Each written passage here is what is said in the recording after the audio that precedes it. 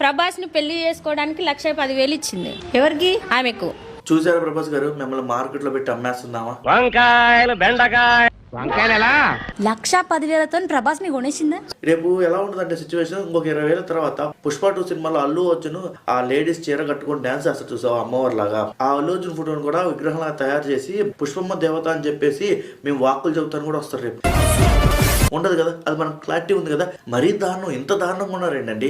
ఇంత చదువుకొని, ఇంత సైన్స్, ఇంత టెక్నాలజీ వచ్చిన తర్వాత కూడా మనిషి రూపంలో దేవుడు నన్ను ఎలా నమ్ముతారు? ఒకప్పుడు బ్లాక్ మ్యాజిక్ పేరుతో దైవంగా చెప్పుకొని డబ్బులు సంపాదించే వాళ్ళు చాలా మంది ఉన్నారండి. అసలు కలియుగంలో దేవుడు అనేవాడు మనిషికే కనబడ్డండి, అది గుర్తుపెట్టుకోండి. దేవుడు ఒక్కసారి రాసిన రాత దేవుడు మళ్ళా దాన్ని ఎడిట్ చేస్తారా? మరి ఇంకెందుకు భయమా? తొందరగా వెళ్ళి రేపు ఎప్పుడు వస్తుంది మనకు మంచి రోజులు, ఎల్లుండి వస్తుందా, ఎల్లుండి వస్తుందా, బస్సు ఎక్కడ దాకా వచ్చింది, ఇక్కడ దాకా వచ్చింది అని తెలుసుకోవటానికే మన భయాన్ని వాళ్ళు క్యాష్ చేసుకుంటున్నారు. ఊరేగింపులు జరుగుతూ ఉంటాయి, గుళ్ళో ఒక ఉత్సవం జరుగుతూ ఉన్నప్పుడు దేవుడు ఒంట్లోకి వస్తాడు. అదేంటో తెలుసా? ఒక ట్రాన్స్. ఆ ట్రాన్స్ అంటే అక్కడ ఉన్న వాతావరణం బట్టి మానసికంగా బలహీనంగా ఉన్న కొంతమంది వాళ్ళు ఊహించుకుంటారు. అలా అంటే మైండ్ ఒక షట్ డౌన్ అయిపోయి వాళ్ళు ఏం చేస్తారో వాళ్ళకి తెలియదు. దేవుని నమ్మండి, దేవుని మాత్రమే నమ్మండి. దేవుడు మనిషి రూపంలోకి రాడు.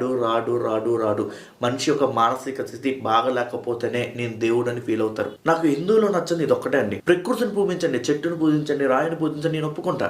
అదొక శక్తి, అదొక నమ్మకం, మన భయాన్ని ధైర్యంగా చేస్తుంది. అలాంటిది పోయి ఒక మనిషిని నమ్ముతారు.